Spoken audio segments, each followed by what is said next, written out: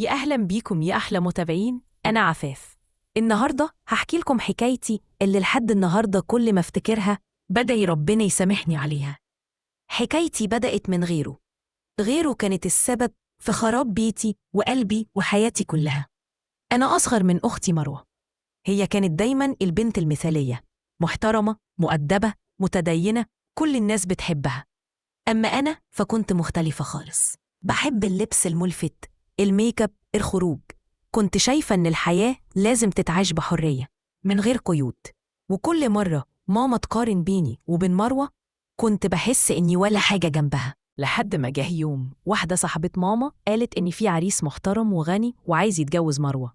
طبعا كلنا فرحنا، بس أنا كنت حاسة بحرقة جوايا. ليه هي دايما اللي كل الحلو ليها؟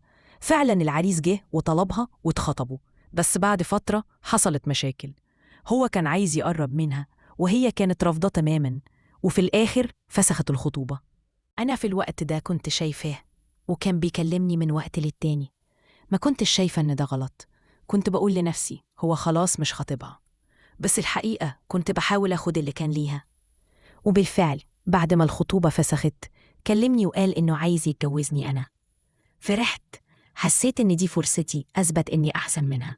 اتخطبنا واتجوزنا بسرعة. في الأول كان بيحبني، أو كده كنت فاكرة، لكن بعد الجواز بدأ يتغير. كل شوية يقولي أختك كانت محترمة أكتر منك، أختك دي مثال للست الصح. الكلام ده كان بيكسرني من جوه. كنت بحاول أرضيه بأي طريقة، لكن هو دايما كان شايفني أقل منها. الغريب إن بعد فترة مروة اتجوزت راجل محترم جدا وجاني كمان. كنت فرحانة لها قدام الناس، بس جوايا كنت مولعة نار. حسيت إن حتى بعد كل اللي حصل ربنا كرمها أكتر مني. وجوزي بدأ يلاحظ ده، وبدأت الغيرة تزيد عليه هو كمان. بقى يقارن بين حياتنا وحياتها، بين لبسي ولبسها، بين كلامي وكلامها. يوم ورا يوم علاقتنا بقت جحيم. هو بقى عصبي وأنا بقيت مريضة بالغيرة. لحد ما في يوم طلب مني طلب غريب جدا. قال لي أنا عايز أختك تيجي هنا. استغربت وسألته ليه؟ قال لي عايز أكلمها وأفهم منها حاجات. بس كنت حاسة إن في نية مش كويسة ورا الكلام ده. رفضت واتخانقنا جامد جدا، وفي الآخر ساب البيت ومشي. قعدت أبكي طول الليل مش مصدقة إني وصلت للمرحلة دي. حسيت إن ربنا بيعاقبني على كل الغيرة اللي كانت في قلبي، وعلى كل لحظة كره كنت بحسها ناحية أختي اللي عمرها ما أذتني. هي كانت دايما بتسامحني وبتدعيني للطريق الصح، لكن أنا كنت دايما أصدها. عادت أيام ورحت لأختي أحكي لها كل حاجة. ما لمتنيش، ما صرختش في وشي، بس عينيها قالت كل حاجة. قالت لي بصمتة إنها اتوجعت مني، وإنها مش قادرة تثق فيا تاني. من يومها وهي بعدت وأنا بقيت لوحدي.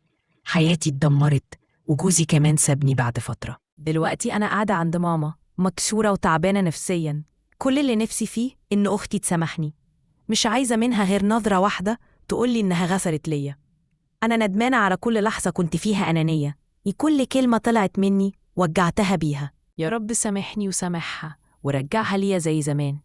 يمكن حكايتي تكون درس لأي حد بيسمح للغيرة بسيطر على قلبه، لأن الغيرة ممكن تموت كل حاجة حلوة جواك وتخليك تخسر أقرب الناس ليك. دي كانت حكايتي. يا ريت تقولولي في التعليقات لو كنتوا مكاني كنتوا تعملوا إيه، وتفتكروا أختي المفروض تسامحني. ما تنسوش تعملوا لايك وتشتركوا في القناة علشان أشارككم قصص تانية مليانة دراما وحياة حقيقية.